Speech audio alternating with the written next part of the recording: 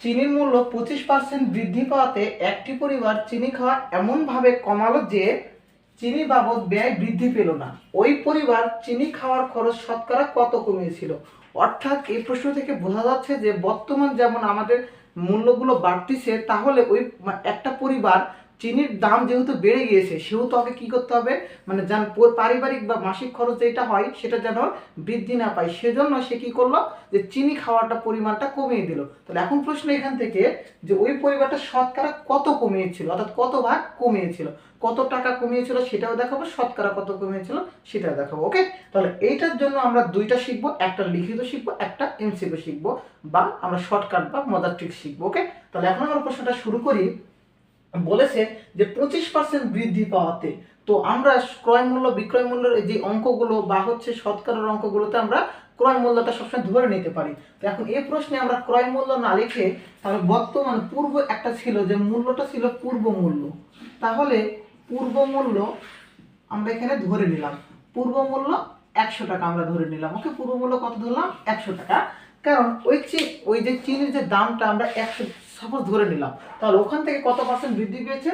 25% বৃদ্ধি পেয়েছে। তাহলে আমরা এখান থেকে লিখতে পারি 25% বৃদ্ধি পাওয়াতে চিনির বর্তমান মূল্য, তাহলে পাওয়াতে চিনির বর্তমান মূল্য কত দাঁড়াবে? 25% বৃদ্ধি পাওয়াতে 100 যোগ 25 টাকা। ওকে, তাহলে কত হবে? 125 টাকা। তাহলে আমরা যেটা পাইলাম এই টাকাটা কি চিনির বর্তমান মূল্য, আর পূর্ব মূল্য কত ছিল? 100 টাকা। তাহলে আমরা এখন এই প্রশ্নে যদি 25% বৃদ্ধি পাওয়াতে বর্তমান মূল্যের সাথে পূর্ব মূল্য যদি আমরা ক্যালকুলেশনটা করি, তাহলে আমরা প্রশ্নের সমাধানটা বের করতে পারবো, তাই না?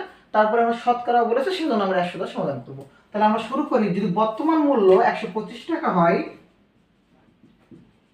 বর্তমান মূল্য 125 টাকা হয়, তবে পূর্ব মূল্য কত টাকা ছিল? 100 টাকা। পূর্ব মূল্য ছিল আমাদের কত? 100 টাকা। ওকে, বর্তমান মূল্য 1 টাকা হলে পূর্ব মূল্য কত হবে তখন? 100 ভাগ 125 টাকা। এতটুকু কি বোঝা গিয়েছে? তাহলে বর্তমান মূল্য 125 টাকা হয়, তবে পুরো মূল্য 100 টাকা। তাহলে বর্তমান মূল্য যদি 1 টাকা হয় কি হবে? 100 ডিভাইড 125। ওকে, তাহলে এই প্রশ্নে বলেছে শতকরার কথা। তাহলে আমরা জানি যে এইসব অঙ্কে আমরা কি নিয়ে আসবো? সবসময় শতকরা নিয়ে আসবো, তাই না? 100 হলে কি করবো? এখানে 100